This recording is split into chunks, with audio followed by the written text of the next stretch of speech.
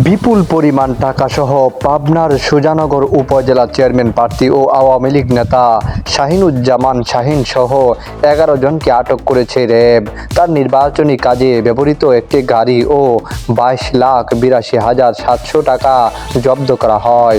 সোমবার দিবাগত রাত 12:30টার দিকে সুজানগর চর ভবানীপুরের নির্বাচনী এলাকা থেকে তাকে আটক করে র্যাব ১২ পাবনা ক্যাম্পের সদস্যরা। শাহিন সুজানগর উপজেলা পরিষদের বর্তমান চেয়ারম্যান ও উপজেলা আওয়ামী লীগের সাধারণ সম্পাদক। এবারের উপজেলা নির্বাচনে তিনি চেয়ারম্যান প্রার্থী। এদিকে শাহিনকে আটকের প্রতিবাদে সুজানগর শহরে তার বিপুল সংখ্যক সমর্থক সকাল থেকে সড়ক ও থানা অবরোধ করে বিক্ষোভ করে। তারা তার নিঃশর্ত মুক্তি দাবি করে।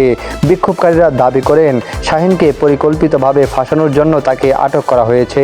র্যাব ১২ পাবনা ক্যাম্পের কোম্পানি কমান্ডার মেজর মোহাম্মদ ইহতেমামুল হক খান জানান, আগামী ৮ই মে ৬ষ্ঠ উপজেলা পরিষদ নির্বাচনে র্যাবের নিয়মিত টহল দল সুজানগরে চর ভবানীপুর এলাকায় টহল দিচ্ছিল। এ সময় সন্দেহ হওয়ায় উপজেলা চেয়ারম্যান প্রার্থী শাহিনুজ্জামান শাহিন ও তার ১০ সহযোগীকে আটক করা হয়। এছাড়া তার গাড়িতে রাখা ২ ব্যাগ ভর্তি ২২,৮২,৭০০ টাকা ও নির্বাচনী কাজে ব্যবহৃত একটি গাড়ি জব্দ করা হয়। শাহিন সুজানগর উপজেলা পরিষদের বর্তমান চেয়ারম্যান ও উপজেলা আওয়ামী লীগের সাধারণ সম্পাদক। এবারের উপজেলা নির্বাচনে তিনি চেয়ারম্যান প্রার্থী।